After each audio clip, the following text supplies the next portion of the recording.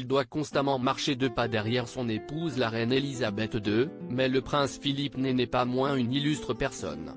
En effet, dans l'archipel du Vanuatu, petit pays situé dans l'océan Pacifique, il est vénéré.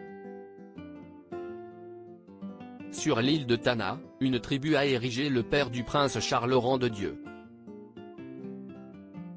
Rien que ça. Cette peuplade locale a décidé que le prince Philippe était leur dieu. Ils l'ont divinisé. Il y a un culte qui est rendu dans cette tribu au prince Philippe, a révélé l'historien et écrivain Philippe Delorme dans l'émission Secret d'Histoire, diffusée lundi dernier sur France 3. Le duc d'Édimbourg est donc carrément à l'origine d'une religion. Il y a ses portraits qui sont accrochés dans un temple, détaille l'historien, et on y présente des offrandes. Même sa femme n'a pas le droit à tant d'égards. Lui qui n'a pas toujours aimé être l'éternel second doit jubiler, ça doit l'amuser beaucoup d'être considéré comme un dieu en Océanie, affirme Philippe Delorme.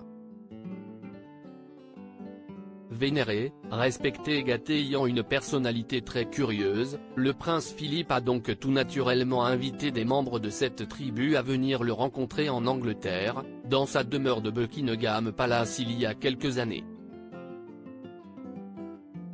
Il y a un certain nombre de prêtres de cette religion qui sont venus, apprend-on dans l'émission présentée par Stéphane Bern. Ils ont pu apporter à leur dieu Philippe des présents, et en particulier une canne pour tuer les cochons. Qui est une canne rituelle de cette île de Tanna, explique Philippe Delorme. Et si est avec beaucoup d'humour que le mari de la souveraine du trône d'Angleterre les a acceptés. Imaginez, être considéré comme une divinité à part entière, si est un peu comme prendre une revanche sur la vie pour le prince Philippe.